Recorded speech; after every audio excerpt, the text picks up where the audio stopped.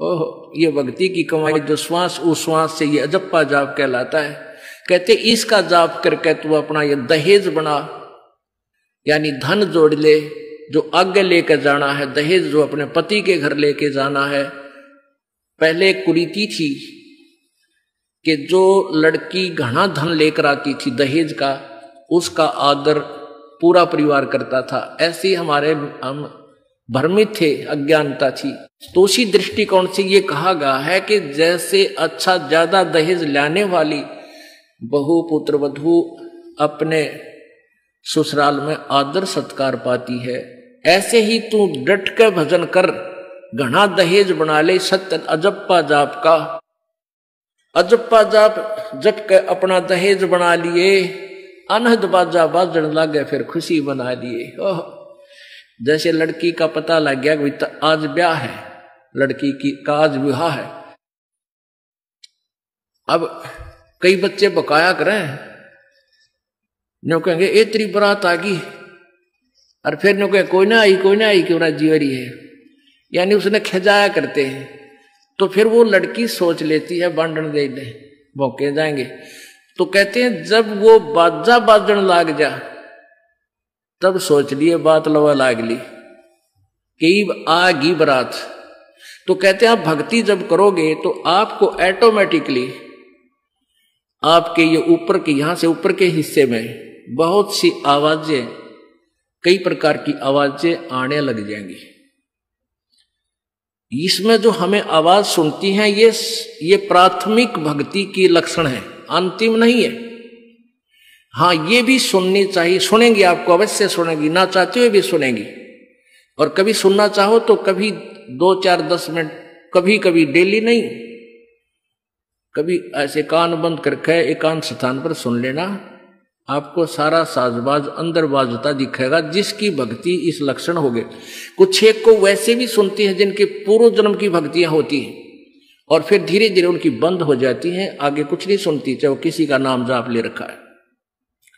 तो वो तो ऐसा सुनना, ये देखना तो ऐसा है जैसे आपने बैंक में कमाई करी की और बैंक में पैसे जमा करा दिए, और उस बैंक की कॉपी ने कभी देखना चाहो तो खोल के देख लो। और ये दूसरे जो पंथ बताए हैं, ये साधना इनकी नाम गलत हैं और कहते हैं ध्यान लगाओ, मेडिटेशन करो, कान बंद करके आंख बंद करके अंदर आवाज सुनो, शब्द सुनो।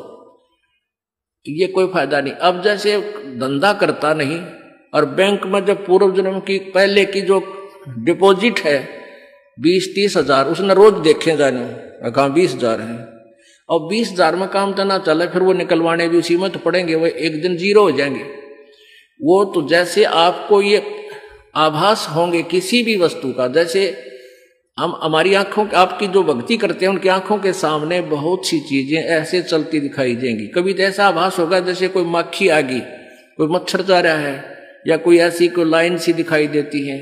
तो ये आपकी भक्ति की कमाई है, प्रतिफल आपको दिख रहा है।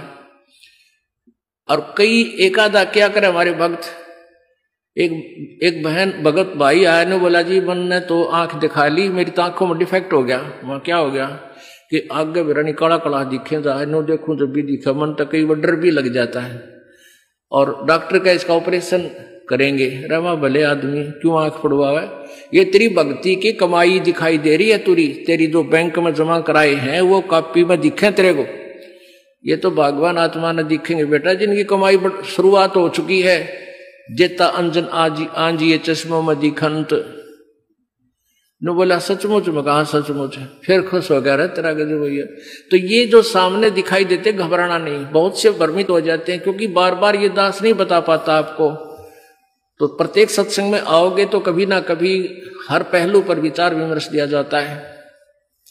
तो घबराना नहीं है, ये आपकी आंखों के सामने कोई वस्तु दिखाई देगी, वो आप ही बताओगे, दास बताओगा तो तुम झूठ भी बोल दोगे। तो वो आपकी जितनी कमाई है वो अपने आप बढ़ती जा रही है, उसका लेवल बता रहा है। तो ऐसे अंदर आवाजें आएंगी, कई प्रकार की आएंगी, और उनमें से एक न्यारी आवाज आएगी, एक मुरली की आवाज आएगी। और वो मुरली वो आवाज जो है, जो इसमें पिंड में जो आएगी, वो यहीं तक की है, ये महास्वर्ग तक की है। और जो वास्तविक धुन, वास्तविक जो आवाज है, वो इस अंड और पिंड से पार है, वो सतलोक में है।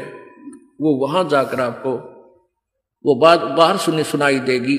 यानी इस शरीर से एक जब आत्मा भक्ति से परिपूर्ण हो जाती है तो इस शरीर से बाहर भी हो जाती है। तो उसको सुनने के लिए ऐसी स्थिति आ जाएगी अपने आप, जैसे आपका शरीर यहां बाहर खड़े हो गए, और फिर वो आवाज आपको उस सूक्ष्म शरीर के माध्यम से सीधा कनेक्शन उस सतलोक से हो जाता है। वो परले पार वाली मुरली आवाज, वो धुन, वो झनकार अलग से सुनाई देती है। फिर सेकंड के बाद आप उसी शरीर में होते, आपको पता भी नहीं कि मैं बाहर गया या अंदर ही था। वो बहुत बाद में जाके बहुत लेटेस्ट स्टेज पे ऐसा होगा। पर ऐसा हो या ना हो, आप जैसे दास बताओ, ये खुराक खाते रहो, रोग कटेगा, ये साधना करते रहो। तो क्या बताया है,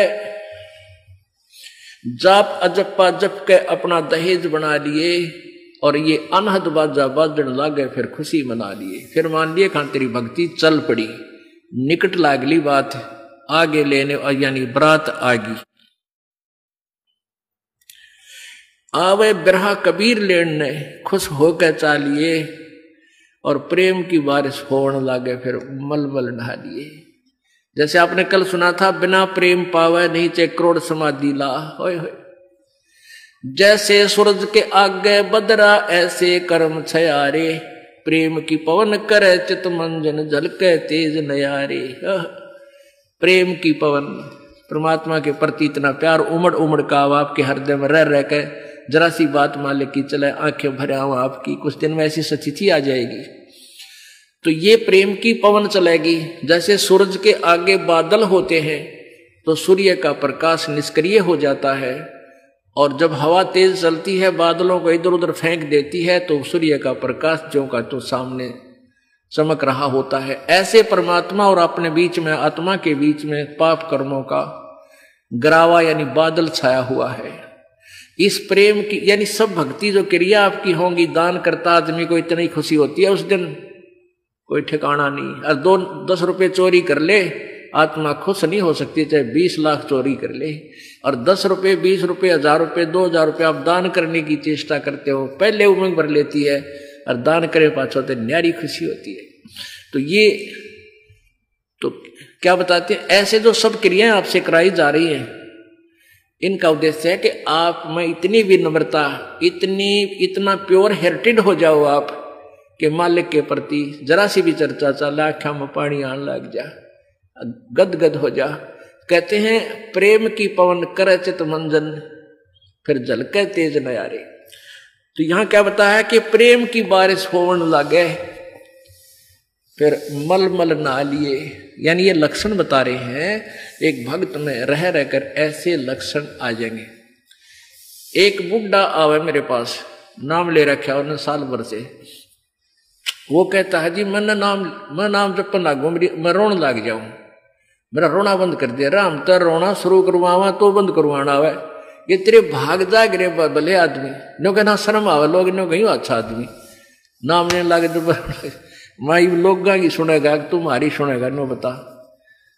तो इसे ओपन कर्मी प्राणी है, बुढ़ा आदमी 65 साल का होगा, भगवान का नाम मिल गया, पिछले संस्कार से ही होता सारा कुछ।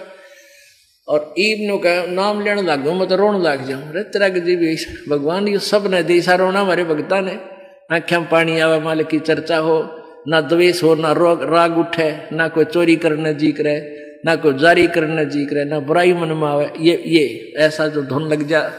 फिर कहते हैं सार शब्द का सुरमा गा लिए, जब पति न भावे। सार शब्द यानी जो असली मंत्र आपको दिया जाएगा वो सुरमे जैसा होगा, वो एक न्यारी आपकी जो है ना पहचान बनेगी, उस पर न्यारी जो है ना अलग से आपकी एक और सुंदरता बनेगी। यानी परमात्मा को आप और उस मंत्र सहित और अच्छे लगोगे जिनके पास ये तीनों मंत्र होंगे। कहने का भाव ये, आदिन्य की मांग बरा ले तो चलिए नाड़ झुका के, विनम्रता, अभिमान खत्म हो, विनम्रता आवे, और सबके साथ प्यार से बोले, आकड़ नहीं पाड़े। ये लक्षण हो जाने चाहिए आपके अंदर। आदिनी की मांग बरा ले, ये जो मांग आप सिंदूर डालते हैं, ये आदिनी तेरी मांग है। और चलिए नाड़ झुका के, यानी नम्रता से रहना, नाड़ झुका के चलना, नम्रता से पेश आना।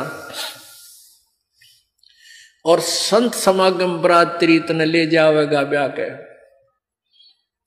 अब ये सत्संग रूपी बारात है, आत्मा को यहीं से श्रृंगारा जाता है, यहीं से इसको तैयार किया जाता है, ज्ञान सुनाया जाता है। तो ये परमात्मा, सत्संग आने वाली आत्मा ही परमात्मा के पास जाएगी, यानी ये बरात वाले ही, बरात ही समझो उस मालिक की। संत समागम बरात तेरी तन ले जावेगा ब्याह के। सुरत नृत है डोली तेरी, सुरत और नृत ये आत्मा इनके साथ चलेगी। और बैठ सुन शिखर में जाकर, यानी सतलोक में जाकर बैठ जा। और मकर तार का खेल कांगना अल्ल ध्यान दचा के। अब कांगना खेलते हैं ना, जैसे यहाँ एक मोटा हवान जा, दूसरा मोटा बांध जा रहे नाड़ा, और कई गांठ ला दे, फिर नो कहेंगे वो देवर खोल लगा इसने, कांगना खेल रहेंगे ना खुल जा, उबरण के फंड होया करना, लंबा चौड़ा सिस्टम। तो परमात्मा कहते हैं अब मकर तार का खेल कांगना, छूट ना जा आते हैं, छूट गया वो हार जाएगा। तो उस मकर तार का ऊपर से जब आत्मा यहां से चलेगी, परमात्मा कई तरीके से इसको, कहीं किसी स्थान पर किस तरीके से आपने जाना है, तो आप कभी एक आध बार कभी ध्यान वैसे ही कुदरती लग जाता है, बैठ जाते हैं, कभी आंखें खुली है तो भी बंद हो जाती हैं। और कई बार ऐसा होगा कि एक मकड़ी के तार जैसा आपको लंबा स्ट्रेट, बहुत, उसका कोई और छोर आप नहीं देख सकोगे, ऐसा तार सा नजर आएगा, उसको मकर तार कहते हैं। उसके साथ लग के आत्मा जैसे मकड़ी उस तार को पकड़कर ऊपर चढ़ जाती है, ऐसे वो मकर तार का आपको दिखाई देगा जब चलेगी यहां से आत्मा संसार छोड़ के। तो एक मकर तार का मार्ग आपको मिलेगा, उसके साथ चलना, उसको छोड़ना नहीं, तो उधर नहीं जाना, नहीं तो मार खा जाएगी। तो ऐसे ही वो कांगड़ा खेलते हैं, जब दोनों और दाव लगा देते हैं, तू खोल गया तो तू हार गया, हारगी। तो ऐसे अपने अपनी जबरदस्ती से उसको पकड़ लेना है, उस मकर तार के, उस मकर तार को। मकर तार माने मकड़ी का तार। ऐसा एक रास्ते में आपको ये गाइडलाइन होगी कि इसके साथ साथ चल, भ्रमित ना होना, सतलोक जाने के लिए। वो कुछ समय, कुछ स्थान तक मकर तार है, उसके बाद फिर परमात्मा का अलग से मार्ग है। सुरत नृत्य है डोली तेरी, बैठ सुन शिखर में जाके, मकर तार का खेल कांगना अल्ल ध्यान दचा के। ओए होए, एक एक वाणी का आधा हिस्सा भी इतना जबरदस्त भर रखा भगवान ने। तो अब आप यहां आए हो, अलल पक्षी की तरह ध्यान रहे। एक पल भी वो पक्षी का बच्चा अपने माता पिता को नहीं भूलता कि मैं यहाँ का नहीं हूं, मेरे तो ऊपर है माता पिता, और जब मैं यहां से जब जाने जोगा हो जाऊंगा, 1 मिनट में चल पड़ूंगा। तो आप उस अलल पक्षी के बच्चे की तरह यहां अब तैयार हो, अच्छी खुराक खाओ राम नाम की, और मजबूत हो जाओ, और चलते समय इस राम नाम की कमाई लेकर ऊपर चलेंगे। अब कहते हैं अल्ल ध्यान दचा के, वो पक्षी का बच्चा एक पल भी वो यहां रह ही नहीं सकता। उसको ये पता होता है, कॉमन सेंस होती है कुदरती, कि मेरे माता पिता वहां है, जिस दिन मैं यहां से जान योग्य हो जाऊंगा, एक पल नहीं रहूं यहां पर। तो ऐसे आपने ये हर दिन उस सतलोक में जाने का अलल पक्षी की तरह यू ध्यान लगा के वो जचा कर रखनी है, इसको भूल नहीं पड़ने देना। मकर तार का खेल कांगना अल्ल ध्यान दचा के, और बैठ विश्वास सेज बिछा के, जो शब्द छैल आवे है। अपने आत्मा कहे कबीर सुनो भी साधो, मैं तो हूं विश्वास में। जो क्रिया, जो साधना आपको बताई जाती है, वो साधना वो है जो सब सदग्रंथों में प्रमाणित है, और वो है जिन महापुरुषों ने परमात्मा पाया, उन्होंने भी यही क्रियाएं की। तो आप एक विश्वास रूपी सेज पे, जैसे दुल्हन होती है अपने पति के इंतजार में वो बैठ जाती है, तो ऐसे ही कहते तू अपना विश्वास रूपी सेज बिछा के इंतजार कर उस परम पिता के आने की। विश्वास तेरी सेज है, यानी तेरा विश्वास है तो मालिक आवेगा, और विश्वास नहीं है तू ही वहां से चला गया कि तो फिर पति कहां मिलेगा। कहने का भाव ये है कि डगमग नहीं होना है, अपना विश्वास दृढ़ रखना। जो बताया गया ये विधि और यही भक्ति आपको परमात्मा मिलाएगी।